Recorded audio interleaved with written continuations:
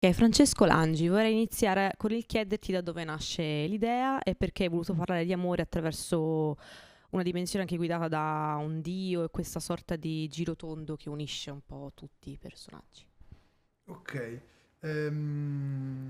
l'idea nasce parlando col mio collega sceneggiatore Enrico Audenino, parlando di noi, di storie che ci riguardavano, di sensazioni che avevamo, di cose che erano capitate a persone che conoscevamo, a film che ci piacevano. L'idea è nata così, cercando di raccontare un certo tipo di amore, un certo tipo di sentimenti, un certo tipo di persone.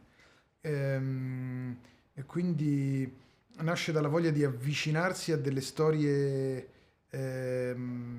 comuni ma straordinarie, come quelle che spero siano quelle dei personaggi di questo film. Cercando la forma con cui raccontare tutto questo, l'abbiamo messa a fuoco, creando una struttura,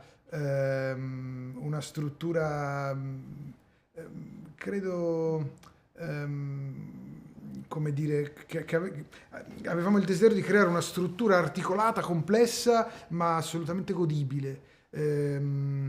Quindi abbiamo cercato di collegare i personaggi attraverso una specie di giostra o di girotondo o di carillon, quindi abbiamo attivato un gioco narrativo che poi ha portato allo sviluppo delle storie di tutti i personaggi e di tutte le coppie.